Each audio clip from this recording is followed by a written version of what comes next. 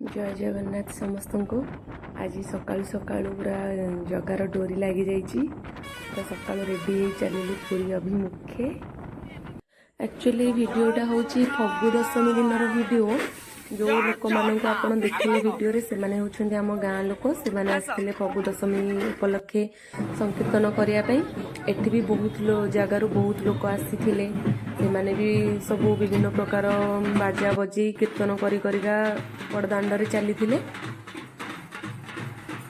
मु भी ना जानी नथिली जे जगन्नाथंकर संस्कृति रे परंपरा एते सुंदर अच्छी जे सब हुए बोली भी मुझे जानी नथिली। मुझे जब जाई सेठी पहुँचली ये सब देखी मते बहुत खुशी लगिला और बहुत सुंदर मुहूर्त थिला। आपण माने भी देखंतु केते सुंदर मुहूर्त ये सब।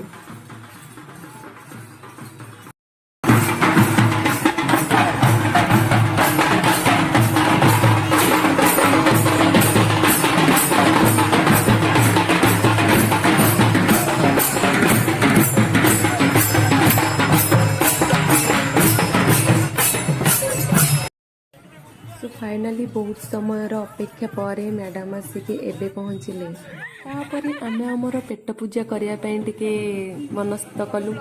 से खाइला दहीबरा खाइली आम आमर खाଇବା पीवा सारी चलू जहाँपाई आसीचु ताकू देखा करने। तो गोटे इनसीडेंट घटिला कि मु वीडियो करू करू टिके अन्य मनस्क हो गली। मो पाखरे आसी गोटे गाड़ी पहुँची गला। एठी मते ठाकुर एक्चुअली बंचेई देले माने कहबाकू गले मरु मरु बंची गली। गाड़ी पूरा आसिक पाखरे लगी जाइथिला। तो से जहाँ भी हो ठाकुर दर्शन बहुत भलरे हो गला। बहुत गहली होइथिला। आउ सेदिन भी थिला सुदशा व्रत आउ फगु दशमी। तो सुदशा व्रत पाई माँ मानकर बहुत लंबा लाइन लंबी थिला।